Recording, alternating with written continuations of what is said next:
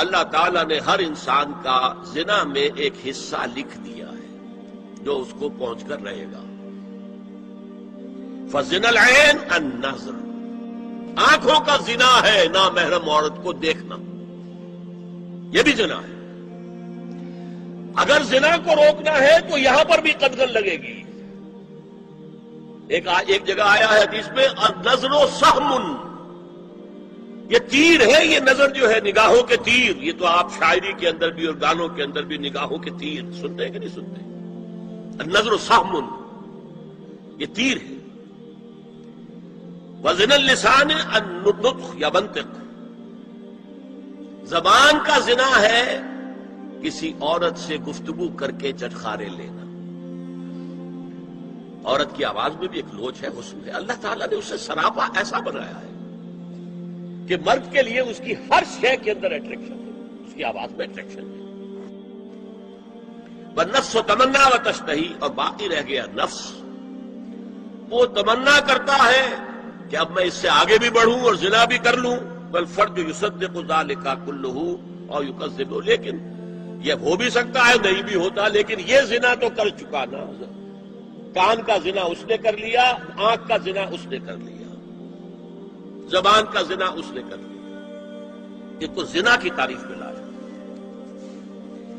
ایک اور روایت ہے جو مسلم میں ہے، عن ابی ہریرہ کتب علی ابن آدم نصیبہ من الزنا مدرک ذلک لا محالہ فالعینان زناہما النظر والاذنان زناہما الاستماع واللسان زناہما الکلام والید زناہا البطش والرجز زناہا الخطأ والقلب یہوی وطنا. یہ زبان کا بھی زنا ہو رہا ہے، کان کا بھی زنا ہو رہا ہے، ہاتھ کا بھی ہو رہا ہے. کہیں لمس کیا ہے عورت کے جسم کو، ہاتھ ملایا ہے اس سے، اور چل کر کہیں جا رہا ہے دیکھنے کے لیے، یہ پاؤں کا زنا ہو رہا ہے. یہ ہے زنا کی شکلیں جو محمد الرسول اللہ صلی اللہ علیہ وسلم نے بیان کی. تو زنا کا روک تھام، زنا کی جو ہمارے معاشرتی اہداف کے اندر بہت اہم ہے، بہت اہم ہے، بہت ہے، ورنہ معاشرہ ٹوٹ پھوٹ کا شکار ہو جائے گا.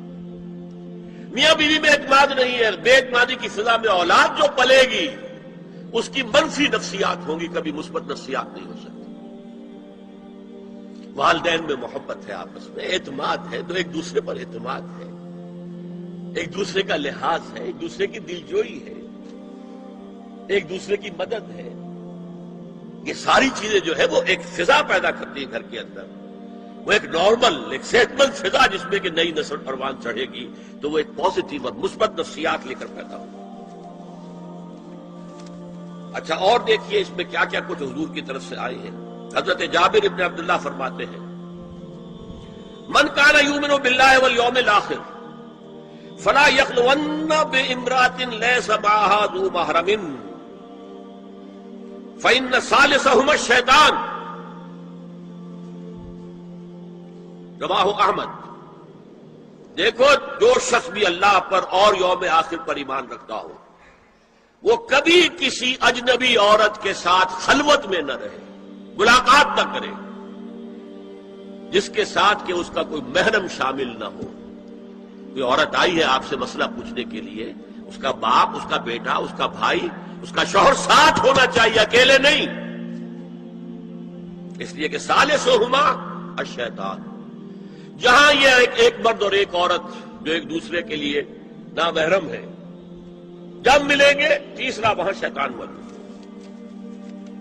اسی طرح حضرت ابن عباس کی روایت ہے لا یخلون رجل بامرأۃ الا ومعها ذو محرم ولا تسافر المرأة الا مع ذی محرم.